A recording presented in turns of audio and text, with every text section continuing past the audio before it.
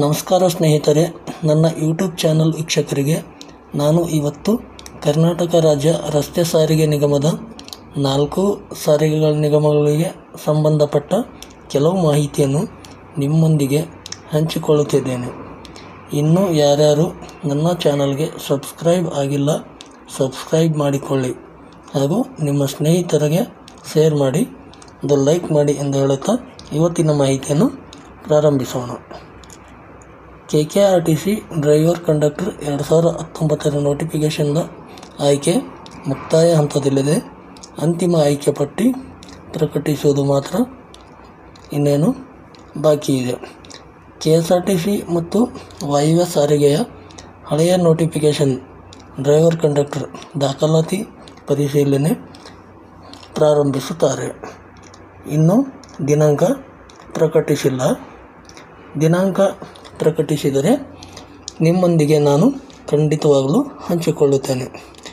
ನನ್ನ ಪ್ರಕಾರ ಈ ನಿಗಮಗಳ ದಾಖಲಾತಿ ಪರಿಶೀಲನೆಯು ಚುನಾವಣೆಯ ನಂತರ ಪ್ರಾರಂಭಿಸಬಹುದು ಎಂದುಕೊಂಡಿದ್ದೇನೆ. ಏಕೆಂದರೆ ಎಲ್ಲ ಅಧಿಕಾರಿಗಳು ಚುನಾವಣಾ ಕಾರ್ಯದ ಮೇಲೆ ಆ ಕಡೆ ಈ ಕಡೆ ಹೋಗುವುದರಿಂದ ಚುನಾವಣೆ ನಂತರ ನಡೆಯಬಹುದು ಎಂದುಕೊಂಡಿದ್ದೇನೆ. ಕೆಲವು ಸ್ನೇಹಿತರು ಕೇಳಿದರು, ಈ ಹಳೆಯ ನೋಟಿಫಿಕೇಷನ್ KSRTC ವಾಯುವ್ಯ ಸಾರಿಗೆಗೆ ಸಂಬಂಧಿಸಿದಂತೆ ನನ್ನ ಹತ್ತಿರ DL ಹಳೆಯದಿಲ್ಲ, ರಿನ್ಯೂವಲ್ ಆಗಿದ್ದು DL ಇದೆ, ನಡೆಯುತ್ತಾ ಅಂತ. ಮತ್ತು ಇನ್ನೊಬ್ರು ಕೇಳಿದರು, ನನ್ನ ಹತ್ತಿರ ಹೊಸ ಕಾಸ್ಟ್ ಸರ್ಟಿಫಿಕೇಟ್ ಇದೆ, ಹಳೆಯ ಕಾಸ್ಟ್ ಸರ್ಟಿಫಿಕೇಟ್ ಇಲ್ಲ, ನಡೆಯುತ್ತಾ ಎಂದು. KSRTC ಸಂಸ್ಥೆ ಪ್ರಕಾರ ಅರ್ಜಿ ಸಲ್ಲಿಸಲು ನಿಗದಿಯಾದ ಕೊನೆಯ ದಿನಾಂಕದ ಒಳಗಡೆ ನಿಮ್ಮ ಪ್ರಮಾಣ ಪತ್ರಗಳು ಚಾಲ್ತಿಯಲ್ಲಿರಬೇಕಾಗುತ್ತದೆ ಎಂದು. ಆದರೆ 4 ವರ್ಷ ಈಗಾಗಲೇ ಮುಗಿದು ಹೋಗಿದೆ ನೋಟಿಫಿಕೇಷನ್ ಆಗಿ. ಆದ್ದರಿಂದ ಎಲ್ಲರ ದಾಖಲಾತಿಗಳು ಎಕ್ಸ್ಪೈರ್ ಆಗಿರ್ತವೆ. ಆದ್ದರಿಂದ ಈಗ ಅವರು ಈ ರೀತಿಯ ದಾಖಲೆಗಳು ಕೇಳಬಹುದು. ಉದಾಹರಣೆಗೆ ಹಳೆಯ DL ಇಲ್ಲ ಅಂದರೆ RTOದಲ್ಲಿ ಸಿಗ್ತದೆ ಎಕ್ಸ್ಟ್ರಾಟು, ಮತ್ತು ಈಗಿನ ಹೊಸ DL ಅದು ರಿನ್ಯೂವಲ್ ಮಾಡಿಸಿರೋದು, ಹಳೆಯ ಕಾಸ್ಟ್ ಸರ್ಟಿಫಿಕೇಟ್ ಮತ್ತು ಹೊಸ ಕಾಸ್ಟ್ ಸರ್ಟಿಫಿಕೇಟ್, ಹಳೆಯ ಇನ್ಕಮ್ ಸರ್ಟಿಫಿಕೇಟ್ ಮತ್ತು ಹೊಸ ಇನ್ಕಮ್ ಸರ್ಟಿಫಿಕೇಟ್, ಹಳೆಯ ಕಂಡಕ್ಟರ್ ಲೈಸೆನ್ಸ್ ಇಲ್ಲ ಅಂದರೆ ಎಕ್ಸ್ಟ್ರಾಟು, ಮತ್ತು ಈಗಿನ ಹೊಸ ಲೈಸೆನ್ಸು ರಿನ್ಯೂವಲ್ ಮಾಡಿರೋದು. ಹಳೆಯ ನೋಟಿಫಿಕೇಷನ್ಗೆ ಸಂಬಂಧಿಸಿದಂತೆ ನೀವು ಅರ್ಜಿಯಲ್ಲಿ ನಮೂದಿಸಿದ ಹಾಗೆ ಹಳೆಯ DL ಮತ್ತು ಹೊಸ DL, ಹಳೆಯ ಕಂಡಕ್ಟರ್ ಲೈಸೆನ್ಸು ಮತ್ತು ಹೊಸ ಕಂಡಕ್ಟರ್ ಲೈಸೆನ್ಸು, ಹಳೆಯ ಕ್ಯಾಸ್ಟ್ ಸರ್ಟಿಫಿಕೇಟು, ಹೊಸ ಕ್ಯಾಸ್ಟ್ ಸರ್ಟಿಫಿಕೇಟು, ಹಳೆಯ ಇನ್ಕಮ್ ಸರ್ಟಿಫಿಕೇಟು ಮತ್ತು ಹೊಸ ಇನ್ಕಮ್ ಸರ್ಟಿಫಿಕೇಟು ಬೇಕಾಗ್ತವೆ.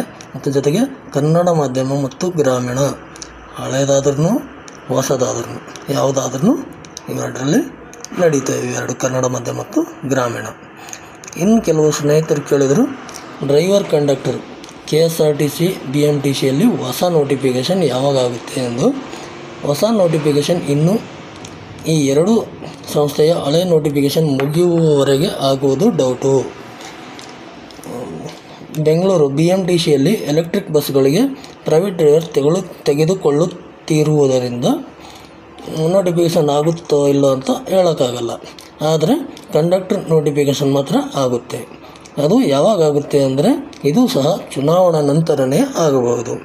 ಇನ್ನು ಕೆಲವು ಸ್ನೇಹಿತರು ಕೇಳಿದರು, ಕಂಡಕ್ಟರ್ ಜಾಬ್ಗೆ ಕಂಡಕ್ಟರ್ ಲೈಸೆನ್ಸ್ ಆಗಿ ಎಷ್ಟು ದಿನ ಆಗಿರಬೇಕೆಂದು. ಈ 4 ಸಾರಿಗೆ ಸಂಸ್ಥೆಗಳಿಗೆ ಚಾಲಕ ಅಥವಾ ನಿರ್ವಾಹಕ ಹುದ್ದೆಗೆ ಅರ್ಜಿ ಸಲ್ಲಿಸಲು ಏನೇನು ದಾಖಲಾತಿಗಳು ಬೇಕಾಗ್ತವೆ ಹೊಸ ನೋಟಿಫಿಕೇಷನ್ಗಳಿಗೆ ಅಂತ ನೋಡೋಣ.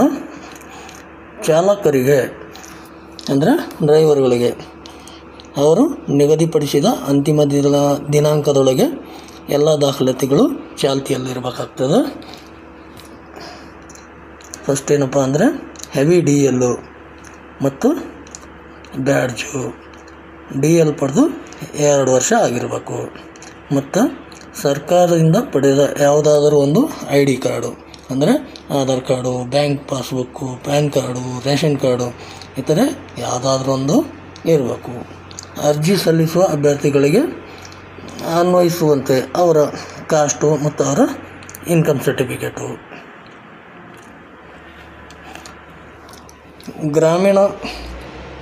ಗ್ರಾಮೀಣ ಸರ್ಟಿಫಿಕೇಟು ಯಾವ ಥರ ಅಂದರೆ ಗ್ರಾಮೀಣ ಭಾಗದಲ್ಲಿ ವ್ಯಾಸಂಗ ಮಾಡಿರಬೇಕು ಅಂಥ ಅಭ್ಯರ್ಥಿಗಳಿಗೆ 1ನೇ ತರಗತಿಯಿಂದ 10ನೇ ತರಗತಿವರೆಗೂ ಅವರು ಗ್ರಾಮೀಣ ಭಾಗದಲ್ಲಿ ಓದಿದವರಾಗಿರಬೇಕು.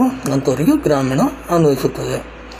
ಮತ್ತು ಅದೇ ಥರ ಕನ್ನಡ ಮಾಧ್ಯಮ, ಇದು 1ನೇ ತರಗತಿಯಿಂದ 10ನೇ ತರಗತಿವರೆಗೂ ಕನ್ನಡ ಮಾಧ್ಯಮದಲ್ಲಿ ಅಭ್ಯಾಸ ಮಾಡಿದ ಎಲ್ಲ ಅಭ್ಯರ್ಥಿಗಳಿಗೆ ಅನ್ವಯಿಸ್ತದೆ. ಇದು ಗ್ರಾಮೀಣದಾಗ ಓದಿದ್ರು ನಡೀತೆ, ನಗರದಾಗ ಓದಿದ್ರು ನಡೀತೆ. ಜೊತೆಗೆ ಯೋಜನೆ ನಿರಾಶ್ರಿತ, ಇದು ಯಾರಿಗೆ ಸಿಗುತ್ತಪ್ಪ ಅಂತಂದರೆ ಅದು ಯಾರು ಅಪ್ಲಿಕೇಶನ್ ಹಾಕ್ತಾರೆ ಅಭ್ಯರ್ಥಿಗಳು, ಅವ್ರ ಜಮೀನು ಸರ್ಕಾರದ ಯಾವುದಾದ್ರೂ ಯೋಜನೆಯಲ್ಲಿ ಹೋಗಿದ್ದಾರೆ ಅಂಥವರಿಗೆ ಈ ಪ್ರಮಾಣ ಪತ್ರ ಸಿಗುತ್ತದೆ. ಜೊತೆಗೆ ಎತ್ತರ ಮತ್ತು ತೂಕ, ಎತ್ತರ 165 ಸೆಂಟಿಮೀಟ್ರ್ ಇರಬೇಕಾಗ್ತದೆ, 55 kg ತೂಕ ಹೊಂದಿರಬೇಕಾಗ್ತದೆ. ಚಾಲಕ ಮತ್ತು ನಿರ್ವಾಹಕ ಹುದ್ದೆಗಳಿಗೆ ಸಂಬಂಧಪಟ್ಟಂತೆ ಈಗ ಚಾಲಕ ಕಮ್ ನಿರ್ವಾಹಕ ಹುದ್ದೆಗಳಿಗೆ ಸಂಬಂಧಪಟ್ಟಂತೆ ಹೇಳುವುದಾದರೆ ಇವರು ಕೂಡ ಹೆವಿ DL ಮತ್ತು ಬ್ಯಾಡ್ಜ್ ಹೊಂದಿರಬೇಕು. DL ಪಡೆದು 2 ವರ್ಷ ಆಗಿರಲೇಬೇಕು. ಕಂಡಕ್ಟರ್ ಲೈಸೆನ್ಸ್ ಕೂಡ ಮಾಡಿಸ್ಕೊಂಡಿರ್ಬೇಕು.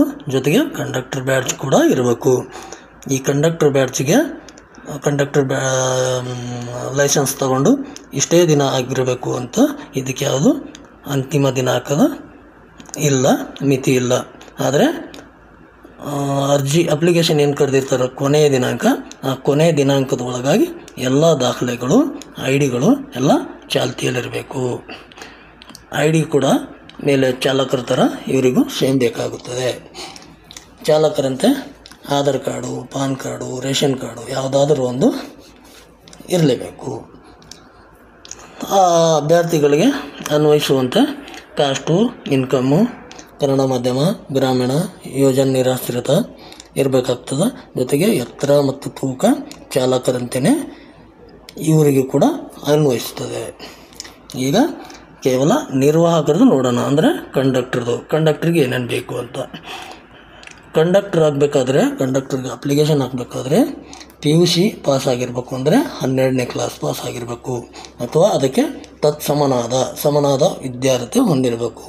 ಸಮನಾದ ವಿದ್ಯಾರ್ಥಿ ಅಂತಂದರೆ 10ನೇ ಕ್ಲಾಸಿನ ನಂತರ ನಾವು ಕೆಲವರು ಸೈನ್ಸ್ ಮಾಡಿರ್ತಾರೆ, ಕೆಲವರು ಕಾಮರ್ಸ್ ಮಾಡಿರ್ತಾರೆ, ಕೆಲವರು ಆರ್ಟ್ಸ್ ಮಾಡಿರ್ತಾರೆ, ಕೆಲವರು JODC ಮಾಡಿರ್ತಾರೆ. ಹೀಗೆ 12ನೇ ಕ್ಲಾಸಿಗೆ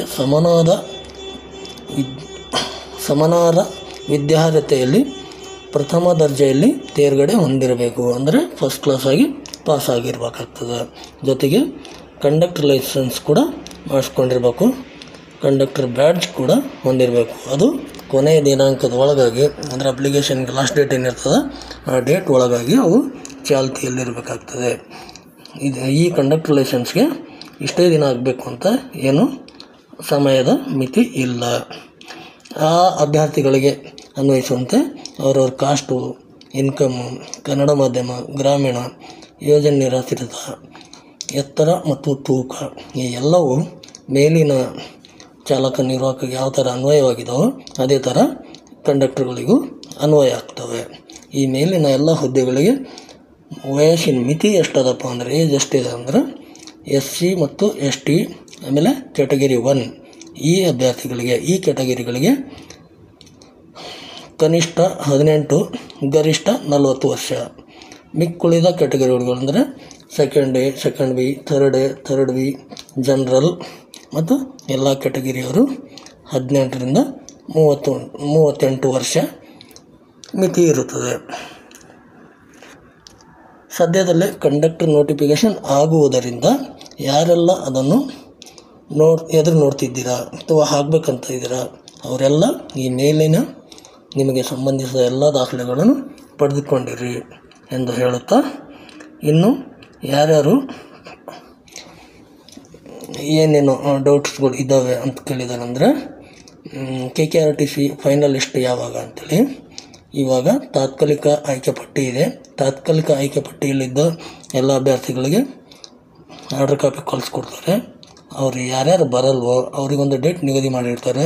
ಆ ಡೇಟ್ ಒಳಗಾಗಿ ಯಾರ್ಯಾರು ಬಂದಿಲ್ಲ ಅಂದರೆ ಆ ಕೆಳಗಿನ ಅಭ್ಯರ್ಥಿಗಳಿಗೆ ಆರ್ಡರ್ ಕಾಪಿ ಕಳಿಸಿ ಫೈನಲಿಸ್ಟ್ ಮಾಡ್ತಾರೆ.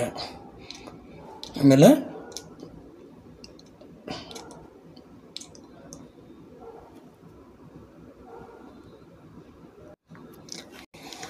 KSRTCಗೆ ಸಂಬಂಧಪಟ್ಟ ಯಾವುದೇ ನೋಟಿಫಿಕೇಷನ್ ಆಗಲಿ ಮಾಹಿತಿ ಆಗಲಿ ಬಂದರೆ ನನಗೆ ತಿಳಿದ್ರೆ ಗೊತ್ತಾಗಿದ್ದರೆ ನಾನು ತಕ್ಷಣಕ್ಕೆ ನಿಮ್ಮ ಜೊತೆಗೆಲ್ಲ ಹಂಚ್ಕೊಳ್ತೀನಿ, ಶೇರ್ ಮಾಡ್ಕೊಳ್ತೀನಿ.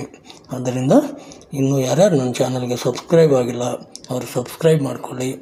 KSRTCಯ 4 ಸಾರಿಗೆಯಲ್ಲಿ ಯಾವುದೇ ನೋಟಿಫಿಕೇಷನ್ ಇರಲಿ ಏನೇ ಇರಲಿ ಆದರೂ ಸಹ ಖಂಡಿತವಾಗಿಯೂ ನಿಮ್ಮೊಂದಿಗೆ ನಾನು ಹಂಚಿಕೊಳ್ಳುತ್ತೇನೆ. ಇಲ್ಲಿವರೆಗೂ ವಿಡಿಯೋ ವೀಕ್ಷಿಸಿದ್ದಕ್ಕಾಗಿ ಧನ್ಯವಾದಗಳು.